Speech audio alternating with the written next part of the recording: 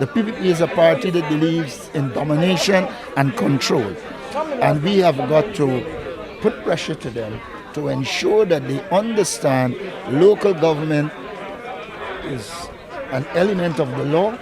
It must be held, and it must be held with a new list. Leader of the People's National Congress Reform, Aubrey Norton, on Wednesday, during a sideline interview at the commemoration of the 19th death anniversary of the late President Desmond Hoyt. Local government elections, LGE, were held in 2016 by the APNU-AFC government after a 22-year hiatus under the PPPC government. The elections were held again in 2018 and were constitutionally due this year. However, this exercise was postponed due to the internal issues within the Guyana Elections Commission, which resulted in the termination of the former CEO Keith Lowenfield and the DCEO Roxanne Myers.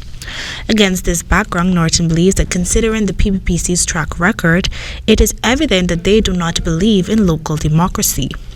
If you see how they handle local government matters, they put regional executive officers and seek to use them to override the elected councils.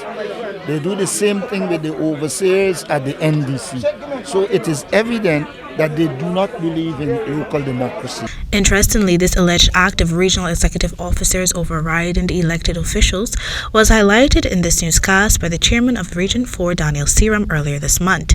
In that interview, the regional executive officer, Donald Gadrach, was accused of making decisions without the council's input. So the elected officials at the local authority level never got a chance to say what they want to be put on the budget. The elected officials at the regional level never got a chance to be put on the budget, right? I would have written to this, I would have written this matter to the president, I would have articulated it in the public domain, I would have put out a lot of pieces on it, and nothing, not even nothing. In this regard, Norton is adamant that the postponement of LGE is tantamount to the denial of the rights of Guyanese to elect their representatives, thus violating one of the principles of democracy. Article 71 of the Constitution states, local government is a vital aspect of democracy and shall be organized so as to involve as many people as possible in the task of managing and developing the communities in which they live. For this purpose, Parliament shall provide for the institution of a countrywide system of local government through the establishment of organs of local democratic power as an integral part of the political organization of the state. In the 2021 budget, the government allocated $1.1 billion for the holding of LGE before the end of this year. Some $237.7 million was allocated to go towards the printing of 500,000 ballots and other publications, while $285.7 million was budgeted for voter education and other programs.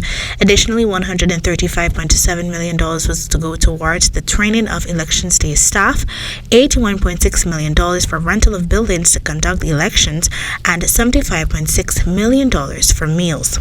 Even so, a date for the elections is still to be announced.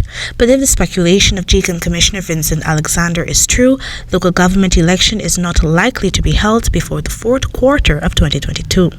For the HDP Nightly News, Kendell Richmond.